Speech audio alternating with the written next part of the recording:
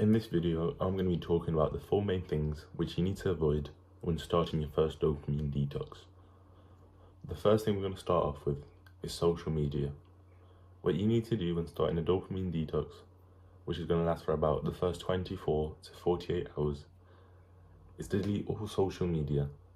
So for the next 24 hours, you're not going to use Instagram, you're not going to use TikTok, no Twitter, no Snapchat, no YouTube. What you're going to do is delete any kind of social media.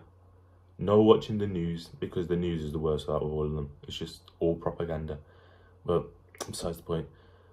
So what you're going to do is avoid any online external influence on you. What this usually does is when you look at the news, it's usually something negative. And in that negativity, it affects your day-to-day life. So imagine if you watch the news twice a day. Well, when watching the news twice a day, only once out of those twice, you see something negative. Step number 2, stop playing video games. I've personally played way too many video games in my life. I remember coming back from school, maybe like you, and just straight up playing video games for hours and hours and hours on end. And then you look back at those times, and fair enough, you might have a few good moments, have a few laughs, but then you realise, you look back and you've just wasted like a decade of your life by clicking a few buttons, and you just look back and think, where has all that time gone? Where has all that energy gone? To what? Crank a few 90s in Fortnite? It's just not optimal. The third thing which you need to optimize on when doing a dopamine detox is having high quality sleep. A high quality sleep just allows you to feel energetic and allows you to actually do the tasks which you need to perform for that day.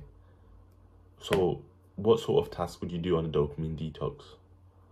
Well, if you had a high quality sleep, then you could focus deeply on the work which you're supposed to do. Maybe spend more time with nature and spend more time being present and focused on the things which you actually are supposed to do. And number 4, your quality of your diet. I don't know if you understand, but if you go and have some fast food and then you try and focus on some work, it is impossible to get any work done.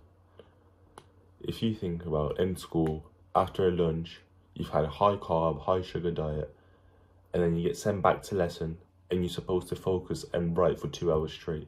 It feels impossible. The teacher's talking and your mind is just wandering.